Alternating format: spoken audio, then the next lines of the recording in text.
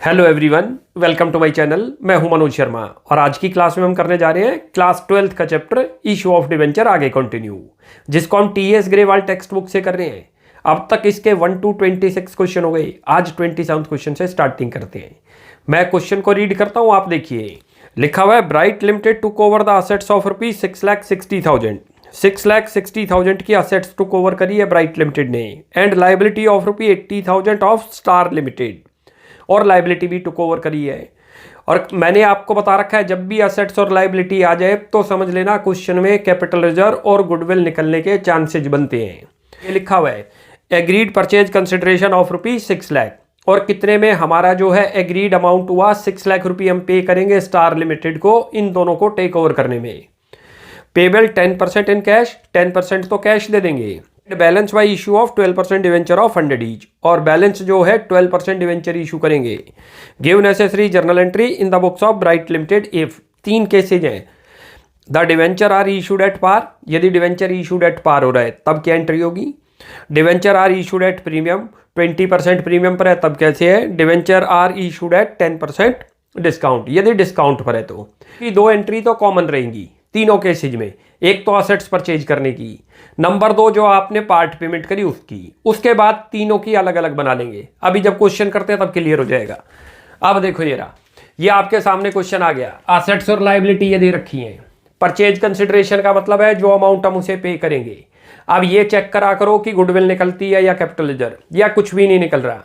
Net assets निकाल लिया करो। कैसे निकलती है असेट्स माइनस लाइबिलिटी। असेट्स है 6,60,000, लाइबिलिटी है 80,000, माइनस करोगे तो 5,80,000 हम टेक ओवर कर रहे हैं, और उसके बदले कितना पे कर रहे हैं, 580 नहीं कर रहे, मोर पे कर रहे हैं, क्योंकि परचेज कंसिडरेशन कितना है 6 लाख, तो 20,000 की गुडविल आ गई।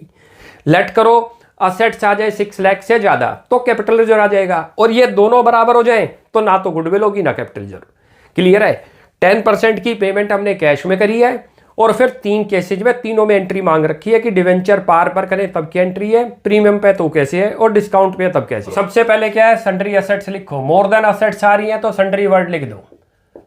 क्लियर असेट्स का नाम दे दे कि कौन सी असेट्स परचेज है, तब तो सन्ड्री लिखते नहीं है, तब तो लिखेंगे जैसे मशीन परचेज है तो मशीन लिख दो, प्लांट है तो प्लांट लिख दो।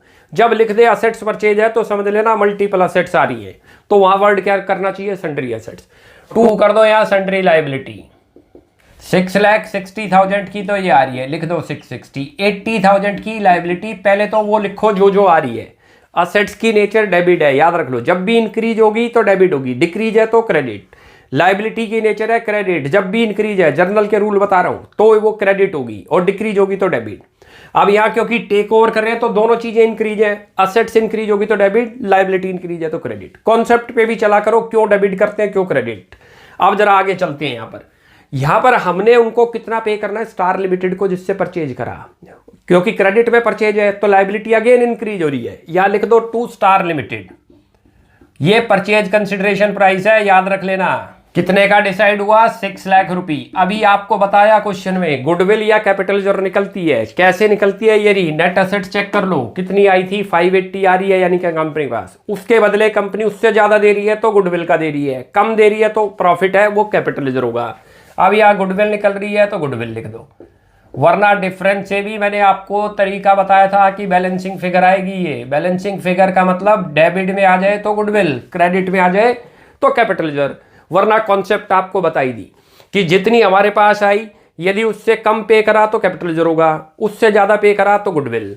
ये रहा, कितना आ जाएगा, 20,000 लिख दो। ये चीज समझ आ गई, कैसे पता चला 20। ये रहा, यहाँ 660 है, इधर कितना दिख रहा है 680, तो 20 आ गया। वरना यहीं से दिख रहा था 580 से जितना मोर पे कर रहे हैं वो गुडविल है, लिख दो गुडविल। क्लियर हो गया। अब इसकी नरेशन लिख दो। नरेशन में लिख दो business purchase from star limited.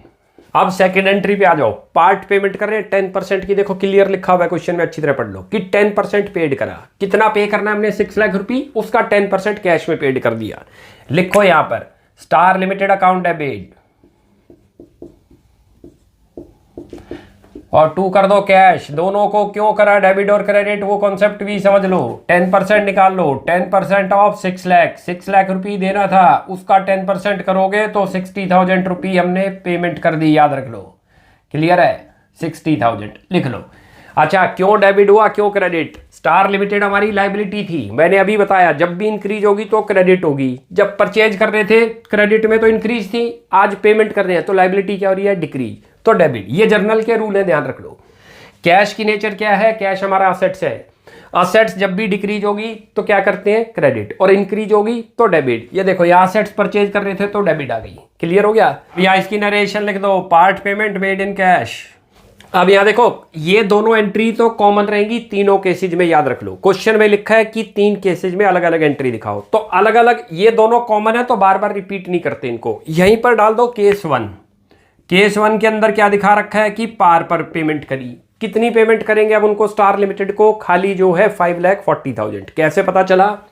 6 lakh रुपये का पीसी था, 60,000 तो पे कर दिया, कितना बच गया? पीसी मतलब परचेज कंसिडरेशन, 60,000 पे कर दिया तो 540 बच गया। 540 के डिवेंचर इशू कर दो 12%। लिखो यहाँ पर star limited account debit. Again जो है क्या हो रहा है, स्टार लिमिटेड हमारी लायबिलिटी थी, डिक्रीज है इसलिए डेबिट कर दिया, और 2 कर दो 12% डिवेंचर। ध्यान से करना, कहीं पूरा 6 लाख लिख दो, क्योंकि 60 तो उसमें से दे ही चुके 6 लाख में से, तो देंगे कितना बस 540। अभी देता हूँ आपको, ये रहा 6 लाख रुपये, लिखो माइनस करो उसमें से 60 की जो पेमेंट आपने कर दी, ये रहा। क्लियर हो गया? 540 दिखाओ, और यहाँ इसकी नरेशन भी बना दो।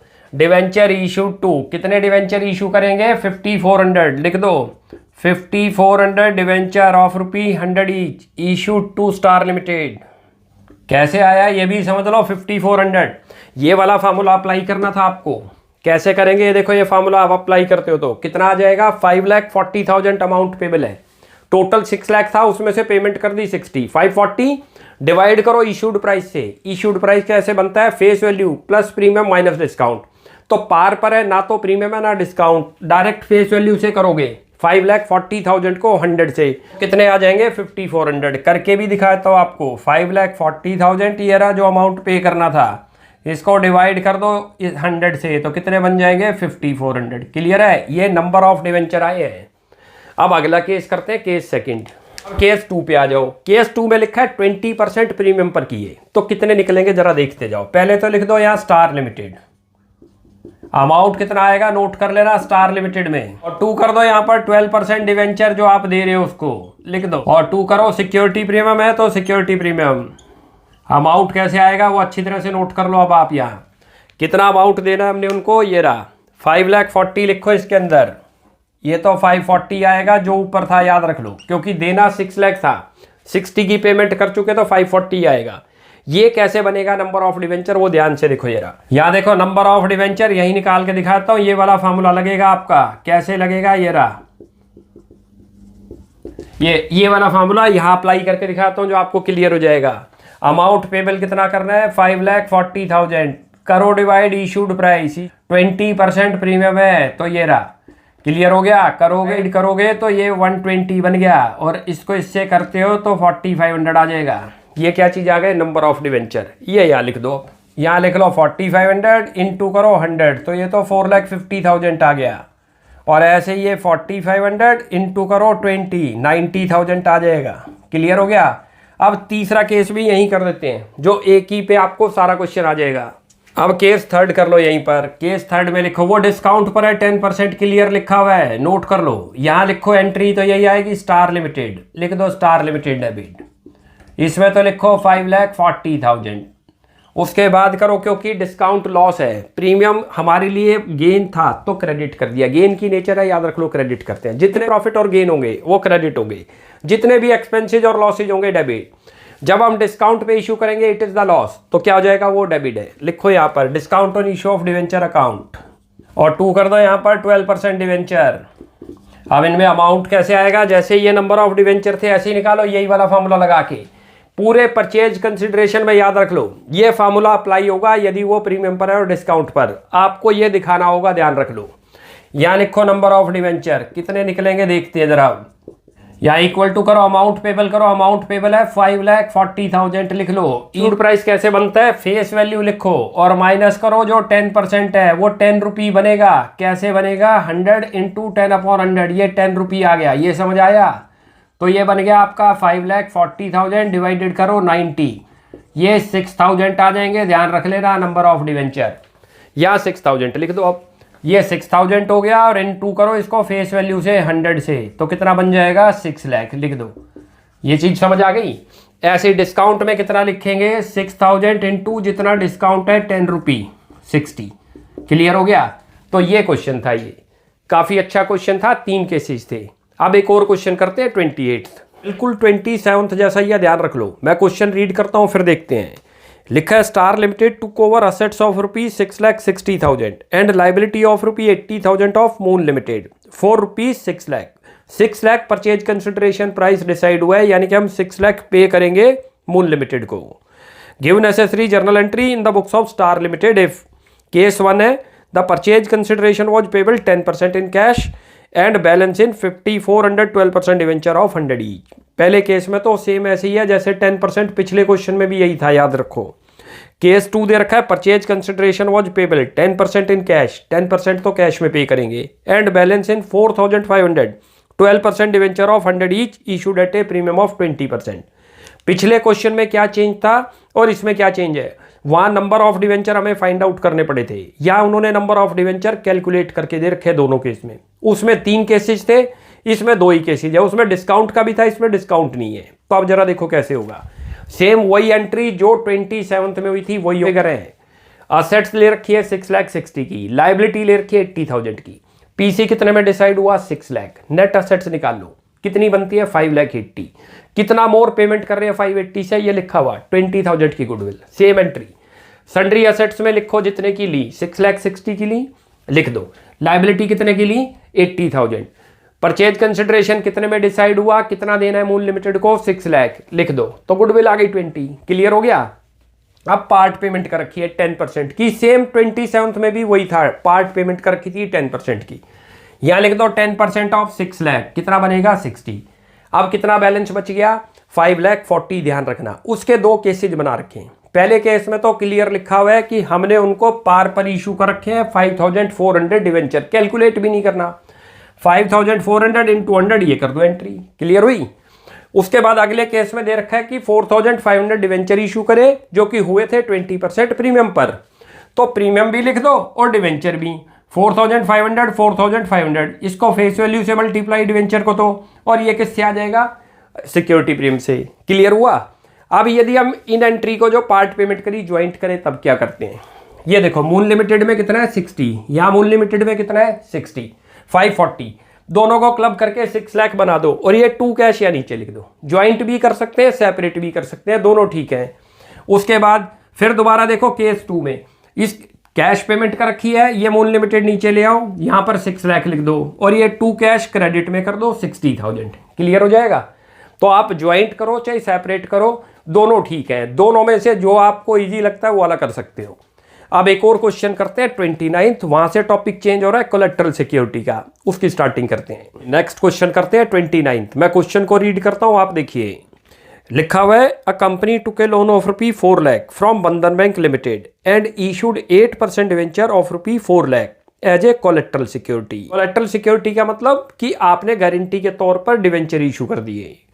Explain how will the issue of debenture be dealt with in the books of company. हमें यह बताना है कि ये जो इशू ऑफ डिवेंचर करे एज ए कोलेट्रल, इनको कंपनी के बुक्स में कैसे रिकॉर्डिंग करते हैं। तो पहले तो कोलेट्रल सिक्योरिटी का मीनिंग समझते हैं, तब क्वेश्चन की स्टार्टिंग करेंगे, फिर इसका ट्रीटमेंट देखेंगे कंपनी कैसे करती है। कोलेट्रल का मतलब होता है एक तरीके से समझ लो गारंटी देना। देखो जब कभी भी कंपनी को लोन की रिक्वायरमेंट है तो बैंक से लोन लेगी या किसी भी फाइनेंशियल इंस्टीट्यूशन से लोन लेगी, तो वहां पर कुछ ना कुछ उसको गारंटी भी रखनी पड़ती है लोन के अगेंस्ट में। जैसे लेट करो लैंड एंड बिल्डिंग के पेपर रख दिए लोन के अगेंस्ट में, लेकिन कई बार बैंक उस लैंड एंड बिल्डिंग के अमाउंट से सेटिस्फाई ना हो कि आपका लोन तो ज़्यादा का है लेकिन लैंड एंड बिल्डिंग का अमाउंट कम आ रहा है, तो बैंक बोलता है हमें एडिशनल गारंटी भी दो, एडिशनल सिक्योरिटी भी दो। तो ऐसे केस में कंपनी क्या करती है, बैंक को जो है डिवेंचर इशू करती है एज ए गारंटी, यानी कि एज ए सिक्योरिटी। इसी को बोलते हैं debenture issue as collateral security. ये डिवेंचर याद रख लो फॉर्मेलिटी के लिए दिए जा रहे हैं एज ए गारंटी, ये रियल डिवेंचर नहीं है। इसके लिखा होता है रेट ऑफ इंटरेस्ट, उसका कोई यूज नहीं है। हाँ लेट करो जिस कंपनी ने लोन लिया था और डिवेंचर इशू कर रखे हैं बैंक को और वो फेल कर जाए अपने लोन को, तब ये रियल डिवेंचर में कन्वर्ट हो जाएंगे और इसके सामने जो रेट ऑफ इंटरेस्ट है वो भी कंपनी को मिलता है। क्लियर है। तो ये चीज समझ आ गई। अच्छा, जो कोलेट्रल सिक्योरिटी पर डिवेंचर इशू करे जाएंगे वो प्राइमरी नहीं होंगे, नोटिस करना, वो सेकेंडरी होंगे। प्राइमरी आपकी गारंटी कुछ और दी होगी, जैसे हमने land and building the. Direct ऐसा नहीं है कि हम लोन ले और उसके अगेंस्ट में डिवेंचर इशू कर दें, ये हमेशा सेकेंडरी स्टेप पर दिए जाएंगे एडिशनल सिक्योरिटी के लिए। क्लियर है?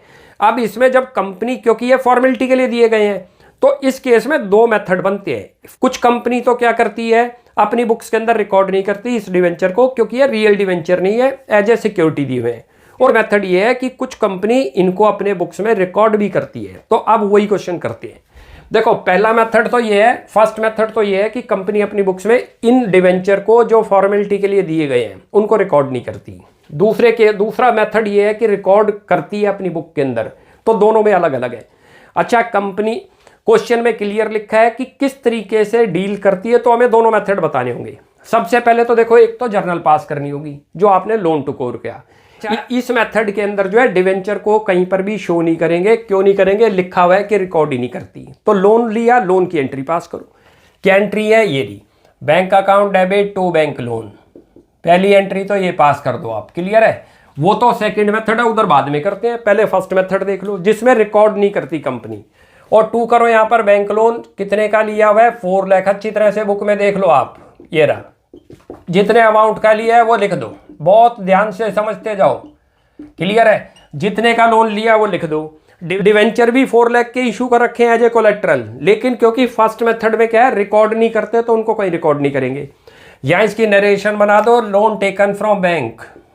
ये तो बन गई देखो आपकी पहली एंट्री, जर्नल एंट्री। बहुत इजी टॉपिक है और चांसेज है इसमें से भी आने के, याद रख लो, क्योंकि इसमें बैलेंस शीट बनानी है।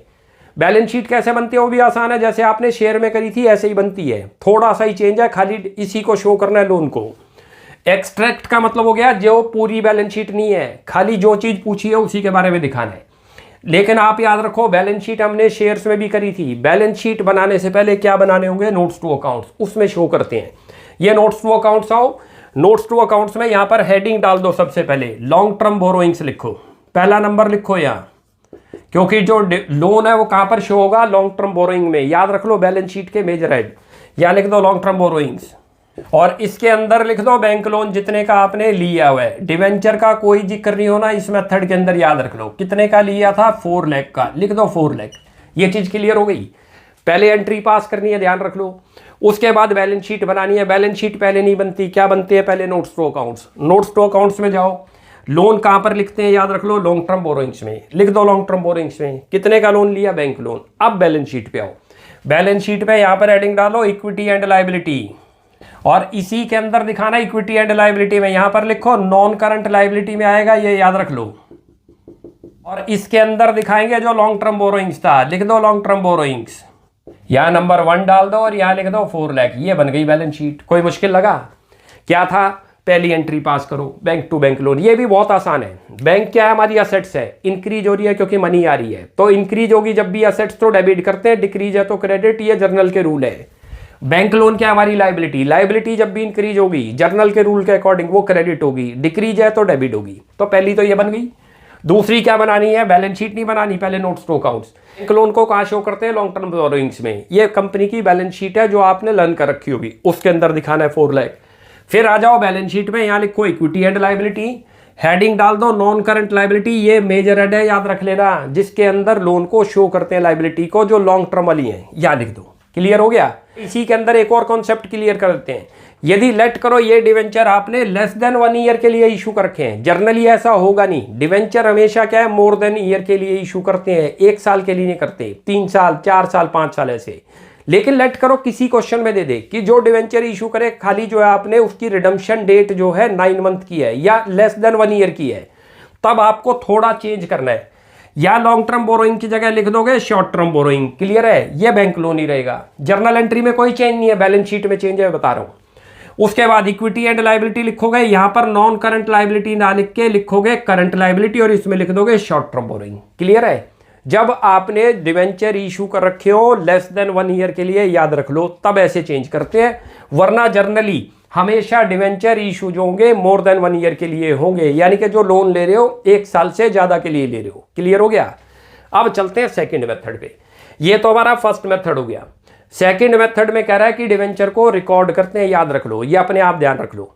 कई बार तो क्वेश्चन में क्लियर लिख देगा कि बैलेंस शीट बनाओ जिसमें डिवेंचर को रिकॉर्ड करना है, तब कैसे करते हैं ये रहा। कभी कभी लिख देगा क्वेश्चन में कि डिवेंचर रिकॉर्ड नहीं होंगे बुक्स में, और कुछ ना लिखे तो फिर आपको ये दोनों मेथड दिखा दिया करो।